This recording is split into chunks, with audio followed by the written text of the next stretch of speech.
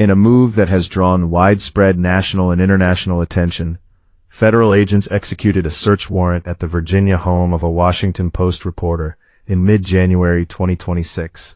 The operation, conducted by the Federal Bureau of Investigation and authorized by the U.S. Department of Justice, marked a significant escalation in government enforcement actions tied to national security and classified information.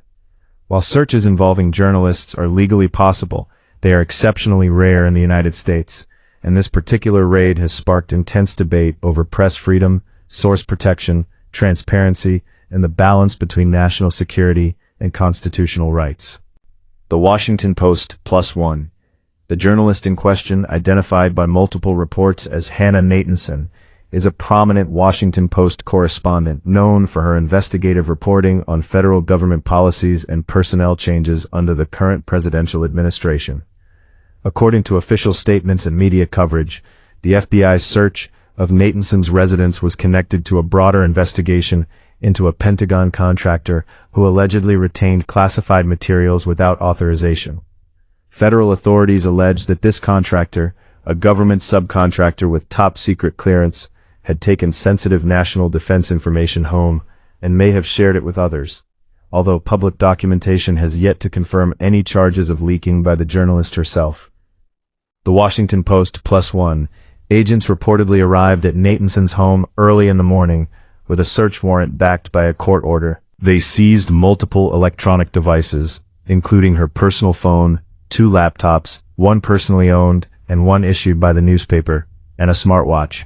The seizure of these devices effectively allowed law enforcement to access a wide range of potential data, from communications with sources to unpublished notes, raising immediate concerns among press freedom advocates. ABC News. The search was conducted at the request of the Department of Defense and was framed by Attorney General Pam Bondi as a necessary step in the investigation into the handling of classified materials. According to statements from the Justice Department, the probe is part of efforts to identify and hold accountable individuals who unlawfully retain or disseminate national defense information, actions that authorities argue can pose grave risks to national security and the safety of military operations. WECU. Despite the government's rationale, the scope and nature of the search have been widely criticized by journalists, advocacy organizations, legal scholars, and civil liberties groups.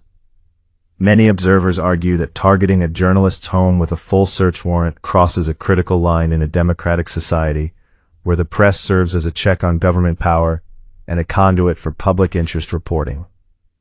The fact that a reporter's devices, including those containing sensitive notes and communications, were seized has reignited long-standing debates about the limits of investigatory power and the degree to which journalists should be protected from intrusive government action.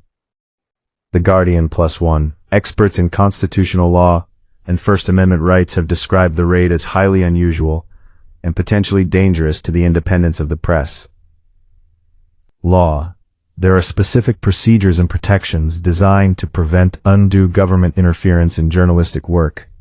Traditionally, when authorities seek information from reporters, they first employ subpoenas or narrowly tailored requests intended to minimize intrusion into news-gathering materials. A direct home search, critics argue, bypasses these norms and can undermine the confidentiality that is essential to investigative journalism. Supporters of the Justice Department's action maintain that national security concerns sometimes necessitate extraordinary measures. They argue that unauthorized retention of classified information can jeopardize military operations, diplomatic efforts, and the safety of individuals whose identities or work may be revealed. In their view, no individual, including journalists, is above the law, and if evidence suggests that protected information has been shared unlawfully, authorities must act to protect sensitive data. WVXU. Still, many journalists and media outlets emphasize that Natanson herself is not the focus of the criminal investigation, as public statements have indicated. Her editors have repeatedly pointed out that the raid was linked to the contractor's alleged actions and not because she has been charged with any offense. Nonetheless, the collateral impact of seizing her devices has raised concerns about the broader implications for press autonomy.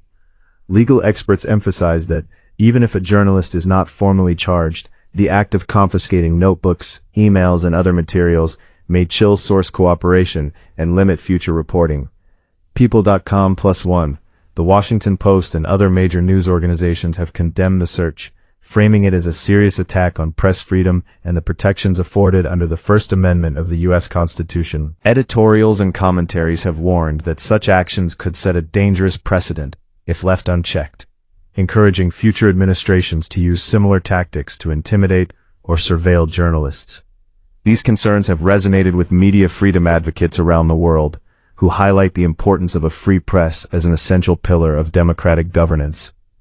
In response to the controversy, newsrooms and journalists nationwide have begun reassessing their security protocols, particularly concerning digital communications and source protection.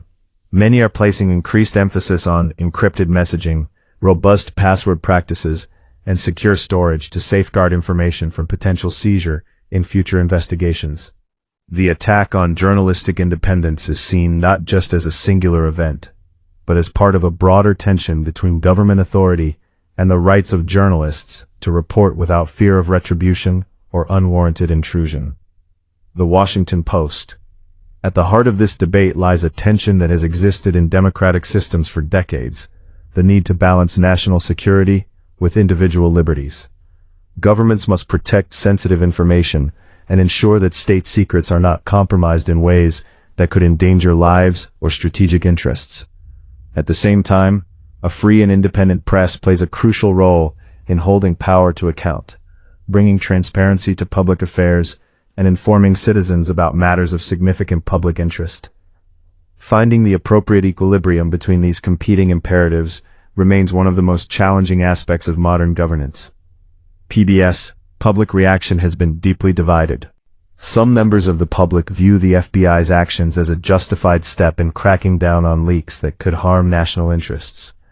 They emphasize the need for robust enforcement mechanisms to prevent unauthorized disclosures of classified material. Others, however, see the raid as emblematic of a trend toward greater government overreach. On social media platforms, commenters have expressed outrage and worry that journalists may be targeted for their reporting, particularly when it involves contentious or politically sensitive topics. The broader political context also plays a role in shaping public perception. The current administration has taken a hard line on leaks, emphasizing the dangers they pose and promising strict enforcement. Critics counter that such policies must be implemented with care to avoid undermining civil liberties. The post-raid discourse reflects deeper societal divisions over the role of government, the responsibilities of the press, and the limits of executive authority in matters of public safety and information control. Legal scholars point to specific statutes and precedents that govern how and when law enforcement can search journalistic material. Historically, courts have set high bars for issuing search warrants related to reporters, precisely to protect sources and news-gathering processes. Any deviation from these standards is likely to face legal challenges, including potential lawsuits arguing that the government's actions violated constitutional protections. The coming months may see significant litigation as organizations seek clarity on the legal boundaries of such investigations. Internationally, press freedom organizations have echoed domestic concerns. Groups like the Committee to Protect Journalists and Reporters Without Borders monitor such developments closely, citing the search as an unsettling indicator of potential erosion in press protections, even in established democracies. They emphasize that safeguarding journalists is integral to preserving democratic norms and ensuring that citizens have access to information that holds those in power accountable. In conclusion, the FBI's search of a Washington Post reporter's home as part of a classified documents investigation represents a focal point in the ongoing debate over national security and press freedom. While the government maintains that the action was a lawful and necessary response to concerns about the handling of sensitive information, critics argue that it threatens fundamental principles of journalistic independence and constitutional rights. The implications of this event are far-reaching, touching on legal precedents, ethical considerations, and the very nature of democratic accountability. As the story continues to unfold, its impact on journalism, public trust, and government transparency will remain subjects of intense scrutiny and debate.